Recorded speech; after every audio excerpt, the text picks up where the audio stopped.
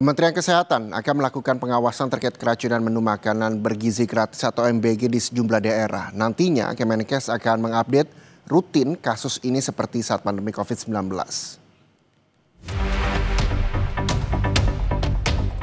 Rapat lanjutan koordinasi penanggulangan KLB keracunan makanan bergizi gratis digelar Kamis 2 Oktober 2025 di Gedung Adiatma Kementerian Kesehatan Jakarta. Usai rapat koordinasi, pemerintah menggelar konferensi pers. Menteri Kesehatan Budi Gunadi Sadikin bilang, Kementerian Kesehatan akan menyampaikan perkembangan kasus keracunan MBG ini setiap hari, seperti saat pandemi COVID-19. Update angka kasus ini akan terintegrasi melalui puskesmas maupun dinas kesehatan. Jadi kalau teringat ini seperti teringat COVID dulu. Ya. Tadi yang kita bicarakan khususnya dari pengawasan adalah kita ingin melakukan standarisasi dari laporan dan angka. Ya. Tadi sudah disetujui bahwa kita akan menggunakan angka sistem laporan yang sekarang sudah terjalin untuk keracunan pangan dari Puskesmas, Dinas Kesehatan, dan Kementerian Kesehatan. Angka-angka itu setiap hari ada, setiap minggu ada, dan nanti angkanya akan dikonsolidasikan bersama antara Kemenkes dan BGN. Menanggapi permintaan moratorium program makan bergizi gratis dari sejumlah pihak, menyusul marak kasus keracunan MBG di berbagai daerah, Kepala Badan Gizi Nasional, Dadan Hindayana, menegaskan Presiden Prabowo Subianto masih memerintahkan BGN melakukan percepatan program MBG. Dadan menyebut saat ini investigasi masih berjalan untuk menelusuri kasus keracunan. Perbaikan fasilitas terus dikebut untuk memastikan program tetap berlangsung seperti biasa. Yang terkait dengan kegiatan MBG, saya tetap diperintahkan oleh Pak Presiden untuk melakukan percepatan-percepatan karena banyak anak, banyak orang tua yang menantikan terkait kapan menerima makan bergizi gratis. Di luar perintah itu saya tetap melaksanakan kecuali nanti Pak Presiden mengeluarkan perintah lain. Terima kasih. Sementara prihatin dengan KLB keracunan MBG, Ikatan Dokter Anak Indonesia menyampaikan surat terbuka untuk Badan Gizi Nasional. IDAI menyebut MBG sejatinya bertujuan mulia untuk meningkatkan status gizi dan kesehatan anak Indonesia. Namun kejadian keracunan ini terus berulang dalam jumlah ribuan, yang justru menimbulkan risiko serius bagi keselamatan anak. Selain itu, dalam surat tersebut, IDAI juga mencantumkan sejumlah poin yang penting dievaluasi oleh Badan Gizi Nasional. Salah satunya, perlu disiapkan prosedur mitigasi kasus keracunan yang melibatkan sejumlah pihak. Tim Liputan, Kompas TV. Jumlah korban kasus keracunan akibat program penyediaan makanan bergizi gratis terus bertambah. Lalu apa yang harus segera dilakukan saat ini? Kita sudah bergabung dengan Ketua Umum Ikatan Dokter Anak Indonesia, Dr. Piprim Basarah Yanuarso, melalui sambungan Zoom. Selamat siang, Dr. Piprim. Selamat siang. Terima kasih dok sudah bergabung bersama Kompas TV. Dok, yang ingin saya tanyakan ini terkait dengan kabar terbaru bahwa ada 110 anak di Kabupaten Agam, Sumatera Barat yang keracunan MBG. Menurut IDAI sendiri, apa saja memang yang perlu dievaluasi dari kasus keracunan massal MBG ini, dok? Baik, ya. Sebetulnya seminggu yang lalu tepat ya, tanggal 26 September, kami sudah mengirim surat terbuka pada Badan Gizi Nasional. Ada 5 poin tadi sudah disebutkan juga. Di antaranya adalah kita harus fokus juga pada keselamatan anak yang harus menjadi prioritas utama. Ya. Jadi kalau masih ada keracunan makanan pada anak, artinya kan prosesnya harus dievaluasi menyeluruh. Ini ada yang tidak betul dalam prosesnya. Apakah pemilihan bahan bakunya, penyimpanannya yang tidak tepat, disimpan dalam suhu yang tidak pas sehingga makanan basi, distribusinya kah yang terlambat, atau memang kualitas dapur umumnya yang masih belum sepenuhnya memenuhi standar kebersihan. Ada sertifikasinya seperti apa.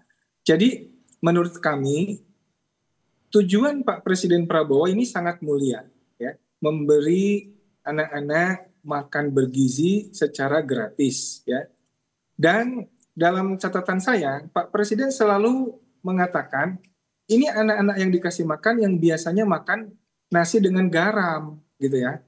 Tetapi pada kenyataan di lapangan, fokus pada MBG ini bukan pada anak-anak yang di daerah 3T tadi, ya. Ya. Anak-anak dengan ekonomi menengah ke bawah yang susah untuk dapat makanan bergizi, tapi malah ini dikasih ke SDIT yang setiap anak katanya punya satu mobil dan satu supir, ya, makanannya udah biasa ini. Ini kan juga sasarannya nggak jelas, ya. Tetapi bagi kami IDAI, satu anak keracunan itu sudah merupakan masalah besar, ya. Kita tidak pernah menganggap anak itu cuma 1%, 0,1% yang keracunan. Tidak seperti itu. Kalau 1% itu kena dengan cucu kita, itu menjadi 100%. Ya. Jadi ini Mas, kami sangat prihatin keracunan ini terus berlangsung, sehingga evaluasi ini harus dilakukan betul-betul. Jangan sampai mengabaikan masalah keselamatan atau nyawa anak-anak kita. Itu mungkin tanggapan sementara saya. Ya, Dok, lalu surat terbuka juga sudah dilayangkan ke BGN. Apa tanggapannya? Sudah dapat surat balasan kah atau bentuk komunikasi apa yang memang sudah dilakukan IDAI dengan BGN? Belum ya. Kami belum dapat tanggapan juga dari BGN walaupun IDAI terbuka untuk berkolaborasi, ya, terutama kami sedang menyiapkan guidelines untuk masalah keracunan ini untuk tenaga kesehatan, ya, mudah-mudahan 1-2 hari bisa terbit karena IDAI kan organisasi profesi yang memang tugasnya mengadvokasi, ya. Tapi kami menghimbau bahwa ini sudahlah, stoplah keracunan ini gitu, ya. Jangan ada lagi itu. Apapun caranya, karena ini kan tanggung jawabnya pemerintah BGN, ya. Kalau kami ini parameternya adalah stop keracunan makanan saat ini juga. Jangan ada lagi keracunan makanan. Kira-kira itu intinya, Mas. Bagaimana caranya? Silakan pemerintah melakukannya dengan sebaik-baiknya. Yang penting jangan ada lagi korban keracunan makanan lagi, gitu. Sebagaimana pemerintah bisa melakukan atau meniadakan kasus keracunan ini, apa yang bisa disampaikan IDAI untuk pemerintah ketika memang belum dapat balasan dari BGN sendiri? Mungkin siapa tahu dari perwakilan BGN bisa mendengarkan dialog kami hari ini, Dokter, bisa disampaikan memang apa yang memang perlu dievaluasi dari segi apa dan seberapa jauh sih nantinya harapan dari IDAI bahwa tidak ada kasus keracunan lagi untuk program MBG ini? Iya kan sebetulnya kalau pengelolaan makanan itu kan ada standar keamanan pangan, ya. Ada HACCP itu kan, ya. Kita udah paham lah hazard assessment itu, ya. Jadi inilah yang setiap langkah dalam penyajian makanan itu harus dipantau betul. Mulai pengadaan bahan bakunya hingga distribusi dan penyajian di sekolahnya seperti apa. Lalu ada kendalikan titik kritisnya itu seperti apa, suhu penyimpanan dan sebagainya. Kemudian pelatihan berkelanjutan, ya, walaupun ini sudah mulai ada, ya. Tetapi pastikan kalau itu tidak memenuhi syarat, jangan dibagikan dulu makanannya gitu loh. Poinnya kalau kami dari Ikatan Dokter Anak, bagi dokter anak, satu keracunan itu udah terlalu banyak. Jangan ada lagi dah. Kira-kira itu aja ininya seperti apa, berarti kan sistemnya secara menyeluruh harus kita evaluasi dengan baik gitu. Jangan anggap anak sebagai presentasi saja. Oke, Dr. Piprim, tapi kan langkah yang dilakukan pemerintah juga sudah direalisasikan, misalnya menutup SPPG yang memang dianggap tidak memiliki surat kelayakan higienitas tadi.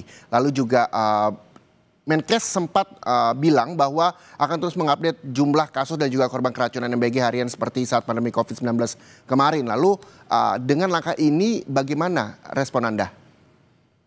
Ya, kalau itu bagus, ya, kalau kita mengupdate jumlah keracunan harian seperti COVID itu bagus, tapi itu langkah reaktif. Langkah reaktif. Udah telat. Anak udah keracunan kita catat, ya kan? Itu ya bagus sih buat pendataan. Tapi bukan itu poinnya. Kalau poin kami, cegah jangan sampai ada keracunan. Zero keracunan MBG ini. Nah, bagaimana caranya? Silakan penuhi standar-standar internasional. Standar HACCP itu menurut saya harus dilakukan dengan ketat di setiap tahapannya. Jangan sampai ini ada yang sebetulnya tidak memenuhi standar, tapi karena sesuatu dan lain hal kemudian diloloskan begitu saja. Buktinya apa? Buktinya masih ada korban keracunan. Gitu loh. Jadi saya sih simpel aja sebagai dokter anak, pokoknya udah deh stop keracunannya. Mau MBG-nya dikerjakan seperti apa, monggo silakan. Dan IDAI siap untuk berkontribusi. Kami punya pakar nutrisi anak, ya, banyak pakar nutrisi anak di kami, dan itu bisa dikerjasama dengan pemerintah, dengan BGN misalkan, dalam hal poin misalnya pemilihan menu bergizinya seperti apa dan lain-lain. Jadi sebenarnya kita siap berkolaborasi, Mas. Oke, IDAI siap berkolaborasi untuk menyukseskan program MBG. Boleh dijelaskan singkat saja, Dr. Piprim, terkait dengan langkah konkret yang memang harus dilakukan? Apakah memang harus disiapkan ahli gizi dari IDAI yang tadi disampaikan tadi di setiap sekolah di Indonesia? Karena memang ini cukup kompleks begitu kasusnya, dari mulai distribusi yang juga harus diawasi, pemilihan bahan baku yang juga harus dijaga begitu. Apa memang yang bisa dilakukan pemerintah dalam waktu dekat untuk mengurangi bahkan menghilangkan kasus keracunan yang diduga akibat menu MBG ini? Ya, jadi menurut saya kalau kita fokusnya pada stop keracunannya, maka kita akan lakukan MBG ini bisa bertahap, ya. Bertahap aja dulu. Yang sudah yakin aman, oke silakan. Yang belum terstandarisasi aman untuk memberikan MBG, jangan dulu dikasih standar. Jadi kita perketat perizinannya gitu ya. Mekanisme seperti apa BGN kan pasti lebih tahu. Kalau dari IDAI secara akademik, secara saintifik kita bisa support. Tapi prosesnya dari hulu ke hilir, ini kan memang tanggung jawab dari pengelola makanan gratis tadi. Jadi MBG ini saya kira memang harus dikelola secara profesional, dan usulan kami adalah fokuslah pada keselamatan anak-anak Indonesia. Anak-anak keracunan itu bukan jadi sekedar angka, hanya sekian persen. Itu terus terang sebagai dokter anak, apalagi ketua IDAI, satu sakit hati saya melihat anak-anak dianggap sebagai angka saja. Kira-kira begitu. Oke. Ke depan kita berharap bahwa BGN juga cepat membalas surat dari IDAI begitu, dan IDAI siap berkolaborasi untuk menyukseskan program Presiden Prabowo Subianto, program MBG ini yang dianggap mulia untuk seluruh anak bangsa Indonesia. Terima kasih sekali lagi Ketua Umum Ikatan Dokter Anak Indonesia, Dr. Piprim Basara Yanuarso, atas waktunya bersama Kompas TV. Terima kasih.